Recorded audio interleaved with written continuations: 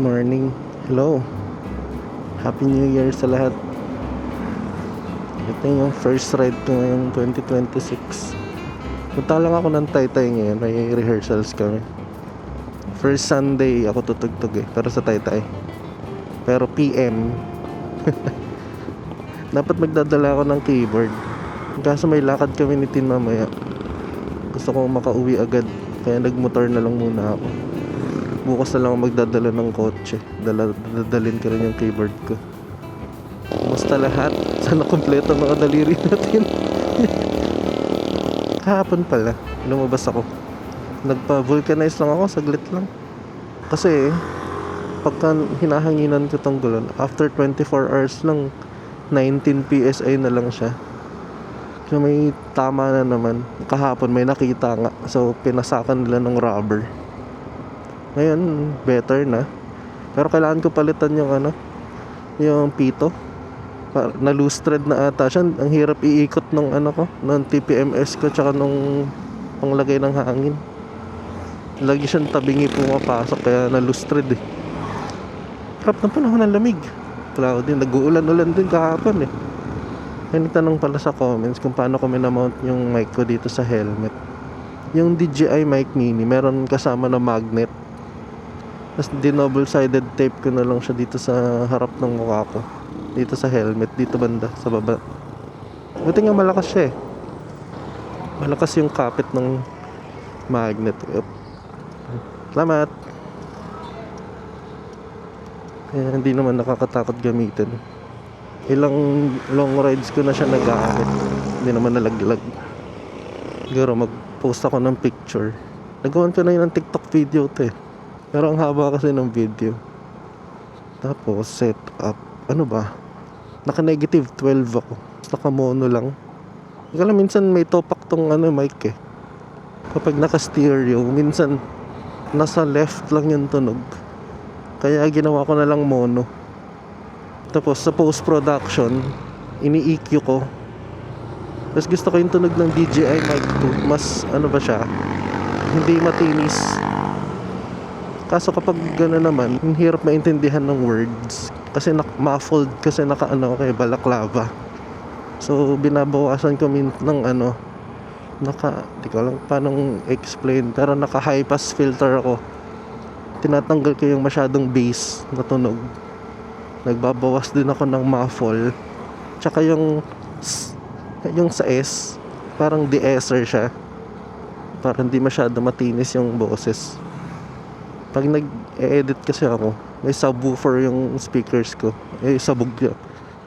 Pag di ko inalis yung mga bassy tones, puro yung rumble ng tunog ng motor, mga ganun. Nagpapaboomy siya. Tunog jeep. Uy, may GTS sa likod ko.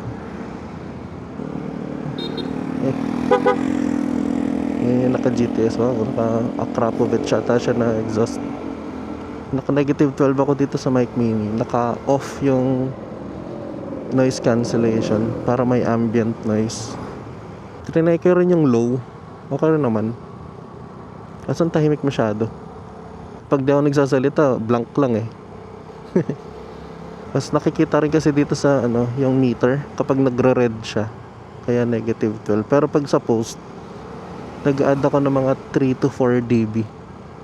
Nasabi nila kapag naka-close daw yung vents ng helmet, mas maganda yung tunog.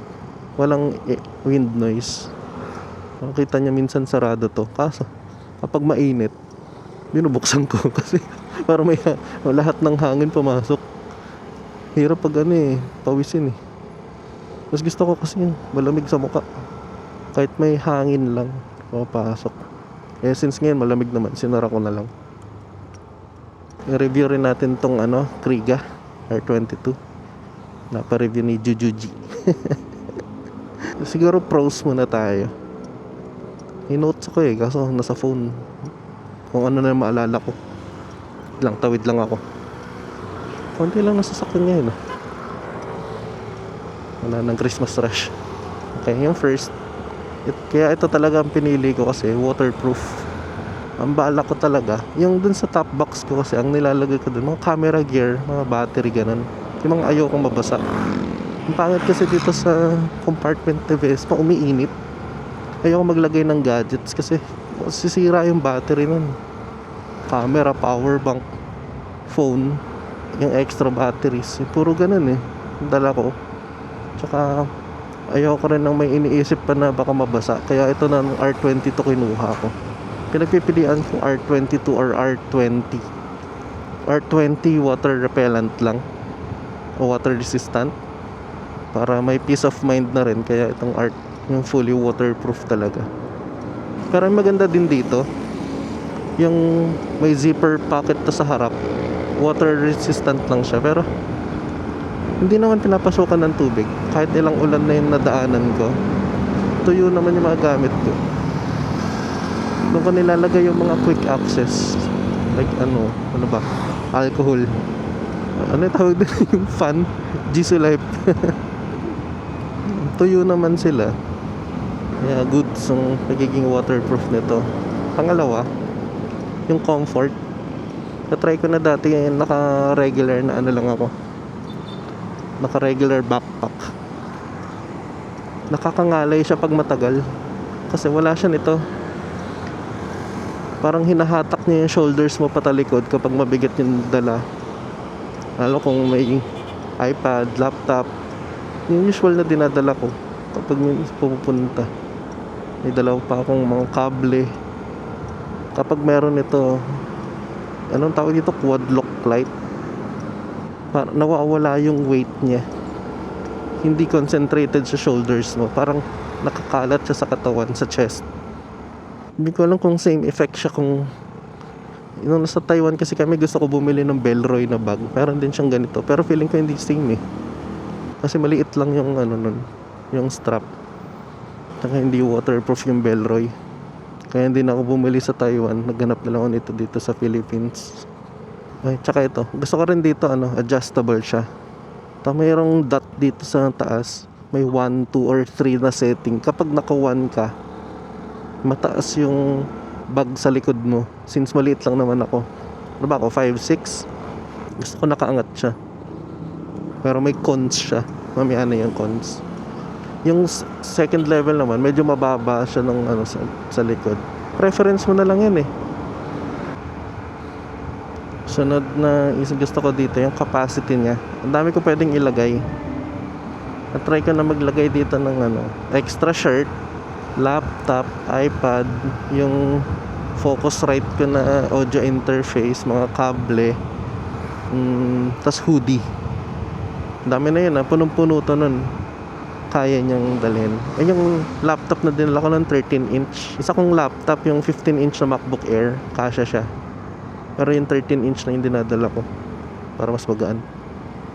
Nilipat ko na yung camera dito sa sa helmet kasi gumagalaw pala to.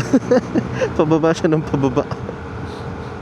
Nung nagpunta ako ng LU, suot-suot ko to ang bag. Siguro hanggang Bulacan hindi ko siya suot kasi tinatry ko siya nandito sa sa baba. Pero mas gusto kong suot-suot na lang tapos free tong paa.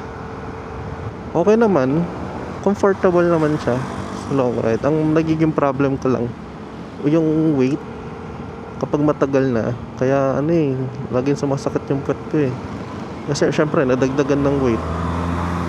Pero yung dala ko nung nagpunta ko ng LU, yung mga nandito sa bag, yung mga essentials lang din, tsaka camera gear.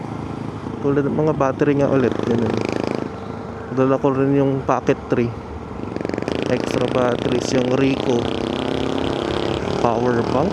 And then, hindi ko dito nilagay yung power bank. Tapos sa isang bag yun. Sunod, modular tong R22. Pwede ka magdagdag. Pwede ka bumili ng Kriega US 5, 10 or 20. Doon siya sa harap. Ay, doon sa, ano ba tawag doon? Yung harap niya. Pwede mo siyang ilagay. Pero parang feeling ko hindi ko gagawin yun pag nagra-ride. Kung bibili ako nung US 10, dito ko siya ilalagay sa floorboard. Tapos pag bababa na ako, saka ko siya ilalagay na sa likod. Or pwede mo siguro hand carry. Daming pwedeng pagpilian Ang hindi ko sure kung pwede yung OS. Yung alam ko yung US pwede. Pero siguro next time na ako bibili nun. Dami kong bags Yung sec na bag yung ginagamit ko minsan kasi waterproof yan. Yung materials nito ang ganda. Ang kapal. Tsaka mukhang durable naman. Compared sa kunyari, sa Herschel, parang mas makapal yung tela nito kaysa sa Herschel. Yung Herschel ko napunit na eh. After ilang years. Ito, sana tumagal din. Ito na rin yung gagamitin ko sa mga travels ko. Ito na yung magiging hand carry ko pag magta-travel kami ni Tim. Kasama pa pala dun sa modular yung pwede ka maglagay ng harness pocket saka ng water bladder. Meron talaga siyang provision. Pwede mo paglagyan. Sasabitan mo siya. Sarado yung traffic light. Mas meron din tong, alam ko 10 years warranty eh. Tagal din nun. Hindi pala ako paid Binili ko to sa Throttle & Co. Pero pwede naman kung susponsoran ako. Siguro sa cons na tayo. Yan, cons. Hindi ko pa nababasa ulit yung notes ko. Yung mga naalala ko na lang muna. Yung cons. Okay, pinaka yung una. Ang hirap nito buksan kapag nasa mall. Kasi meron to, hindi siya zipper. Kapag ipapakita mo sa mall, syempre bubuksan mo yung bag mo. Wait lang, lipat lang lane. Kailangan mo pang i-unbuckle yung 3 clip, tapos i-unroll mo siya, tapos papakita mo sa guard. Tapos pag okay na, iikot mo ulit yung yung flap, tapos i-buckle mo ulit yung 3. Ang trabaho. Tapos gagawin mo yun, ang hawak-hawak mo pa yung helmet mo. Yun lang yung pinakaayo ko talaga dito yun. Lalo kapag nagmo-mall, tapos syempre lalabas ka na naman. Dun sa MOA kasi, kainis.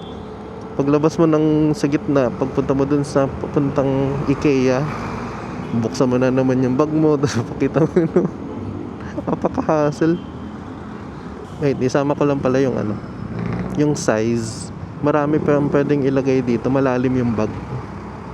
Isa pa palang gusto ko dito, yung meron siyang yung di tulad ng ibang bag na pagka hinigpitan mo, di ba hahaba yung tela, tapos magfa-flap-flap na lang siya dun sa sa hangin pag umaandar. Ito meron siyang pang-lock, nakalock yung tela na yung excess, kaya walang tumatalsik-talsik sa katawan ko. May araw lang, sakit sa mata. Pangalawang con, ang hirap maglagay ng gamit minsan kasi yung likod nitong bag naka-curve, so parang ang sikip ng feeling. Ang ginagawa ko kapag naglalagay ako ng gamit dito, parang pinipress ko yung likod niya para mag-straight. So, ako naglalagay ng gamit, hindi ko alam kung naka-curve siya para ergonomic sa likod mo. Parang naka ganun, nakakapit siya sa likod. Pero okay lang naman din pag straight. Kapag puno na ng gamit to, naka-straight na siya. Pero pag walang masyadong laman na yun, naka-curve siya. Kung ayaw niyang nahahassle dun sa pag-open at sara ng bag, lalo sa pag ginagamit niya sa mall, may mag-check, siguro mas maganda yung R20 sa inyo or R15. Kasi yung zipper lang yun. Pero hindi waterproof. Pero siguro pwede na lang kayo bumili ng waterproof na pang inner liner para sa laptop or kung ano man lalagay nyo, dapat hindi mabasa. Susunod na con, ayun nga, kapag marami ng laman tong bag, syempre dagdag weight, mas dagdag stress dun sa puwet ko, dun sa seat bones ko. May kasama tong strap para sa sa belly. Hindi ko alam kung ano tawag dun eh. Pero parang wala naman siyang ambag, dagdag hassle lang siya. Kapag magtatanggal ka ng bag, tanggalin mo tong quad lock, tong sa gitna, tapos tatanggalin mo pa yun sa baba. Tapos pag nakalimutan mo siya i-clip, naglilipad-lipad siya. Wow.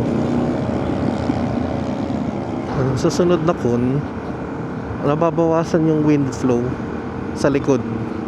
Kahit sabihin nila na na mesh yung likod, iba pa rin pag wala kang suot na bag.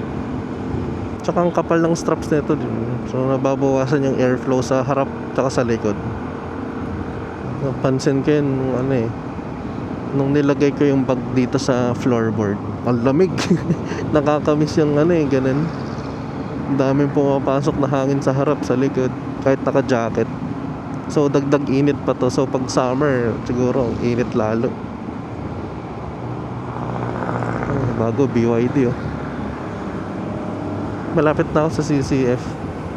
Oras na 8:16. 8:30 yung call time namin eh. So sakto lang ako. Tuloy ko mamaya yung cons tsaka tips and tricks. Yung mga ginawa ko.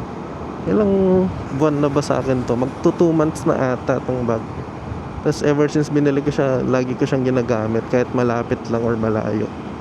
Ginagamit ko na rin siyang back protector eh. Inalis ko yung back protector nitong itong grit. Kasi nasira siya nung nilabhan ko. Pag nagdala ako ng sasakyan, ang hirap magharap ng parking. Pero meron pala oh. Kung pwede ako mag-park dito. Dami mo naman pala. Luwag pa. Park muna ako. Balik ako mamaya. Bye bye. Ayan, tapos na kami. Uwi na muna ako. Ituloy din natin yung cons. Binasa ko yung notes ko kanina eh. Yung isa pang con nitong bag, kapag hindi ko siya gamit, kapag wala akong jacket, kapag naka t-shirt lang, kanyari gamit ko lang siya sa mall, kumakas ka siya sa leeg, nakaka-irritate siya ng skin. Pero baka pag tumagol naman, baka ma-break in naman yun. Tapos isa pa, wala siyang luggage strap. Pero kasi hindi naman siya pang travel talaga ng talagang pang motorcycle siya. Wala siya yung pang sabit sa luggage. Yung isa kong bag kasi may ganun eh, gamit na gamit ko yun. Lalo pag mabigat yung bag, isabit mo na lang dun sa luggage mo. Wala siyang compartment sa loob. Parang dalawang malaking pocket lang siya. So kung maglalagay ka ng mga ballpen, yung earphones mo, nakakalat lang siya dun. Kailangan mo bumili ng ng maliit pa na bag, separate bag. Mga puro kable, gano'n. Usok din. Grabe usok ng mga to. Wow. Yung isa pa sa ayaw ko, yung kapag nilalagyan mo ng... Bumili rin ako ng harness pocket eh. Para may quick access sa phone, tsaka sa wallet, sana. Kaso kapag nandito siya sa position 1, yung mataas yung likod, tumatama yung harness sa helmet. Kasi hindi ko makayuko na ganun. Pag tinitignan ko tong dashcam ko, hindi ko makikita. Kailangan iyuyuko ko yung buong katawan ko. Kasi nakatama na siya dun sa sa helmet. Ay dun sa harness. Pero kapag nandun sa setting 2 naman, kung medyo mas malaki ka sa akin, feeling ko hindi naman tatama sa helmet masyado. Yung Elio ko, naka-setting 2 siya, okay naman. Pero mas prefer ko lang talaga yung setting 1 kasi mas mataas yung bag sa likod ko. Yung last con, siguro yung price. Ang mahal eh, para sa bag. Pero yung features naman din kasi, tsaka pang motor talaga siya. Tsaka waterproof. Konti lang ang bags na fully waterproof eh. Kapag ito yung strap mo, parang curve kasi siya na pag ganun. So yung kamay mo, freely pa rin siya nakakagalaw. Kapag normal na bag yan, feeling ko mas restricted ang arm movement. Kaya kung bibili kayo, check nyo rin yung R20. Kung ipang daily nyo, yung need nyo kailangan buksan lagi yung bag, mas madali talaga yung zipper. R15, R20, ganyan. Pero yun lang nga, hindi siya waterproof. Ang hassle lang talaga eh, kasi isipin mo, hawak-hawak mo yung hawak-hawak mo pa yung helmet, tapos bubuksan mo to ng tatanggalin mo yung clip. Sa future, gusto ko bumili ng expansion nito, yung Kriega US 10 or 20. Mas pwede ko siyang ilagay dito sa floorboard. Ano to, 450 MT. Siguro pwede ko rin isama sa pros, yung aesthetic. Kasi hindi na ako naka top box. Nabawasan yung weight ng motor. Mas maganda yung handling.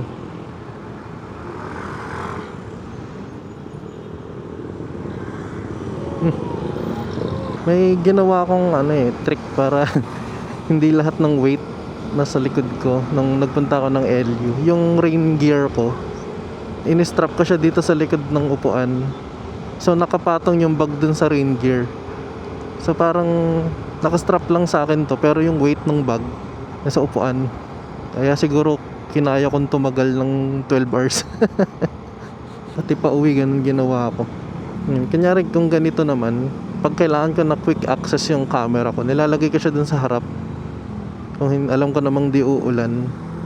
Punta kami ng SM North mamaya ni Tin. Mi-meet namin yung mga college friends namin. Isip ko kung paano kung yung R20 yung binili ko. Kasi yun nga, iisipin ko na baka mabasa yung laman. Pero may review naman si Mike's Duque ata. Di ko alam kung siya yung nagsabi na yun yung gamit niya, tapos ano naman, naulanan na siya pero hindi naman din daw nabasa yung yung laman ng bag niya. So maganda rin yung water resistance naman eh. So nakakatawa kasi 700 plus na tayo. Salamat sa mga nag-subscribe. Medyo nahihiya nga ako kasi mga family ko rin, mga nagsusubscribe sa akin. Mga relative. Hello, thank you sa pag-subscribe. Dati nung 200 plus pa lang ako, parang mga 2 months ata akong hindi nadagdagan ng kahit isang subscriber. Pero upload lang din, upload. Para sa akin din naman yung mga ina-upload ko eh. Pag kunyari may gusto akong panoorin ulit, nanap ko lang sa YouTube. Ayun lang siguro, wala na akong maisip about dito sa bag eh. Parang last season na ng riding tong gulong ko. Lagi na siyang lumalambot. Later this year, magpalit na rin ako ng gulong. Mas mukhang hindi na ako sasama dun sa yung Vespa Tourism Rally. Iipon ako pang para may pera sa pagpunta namin ng Korea.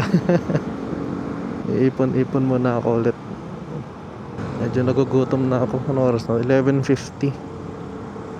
Next month ata rin yung PMS nitong motor eh. Pa-schedule tayo kay Scoot Monkey.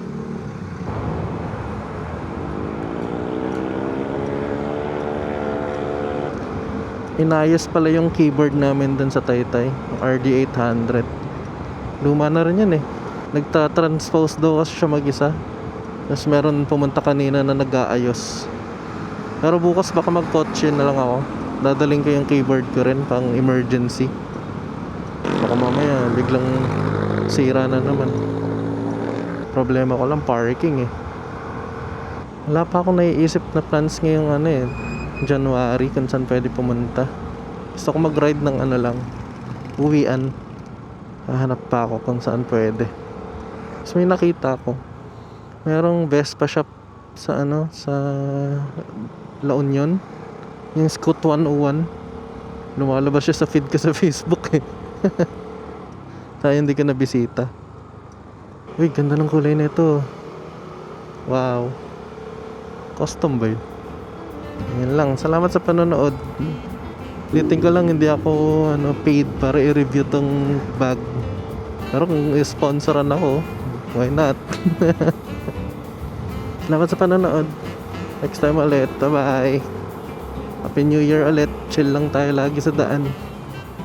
Hello kay Uncle Arnold na nasa US. Piniplay daw niya yung mga videos ko.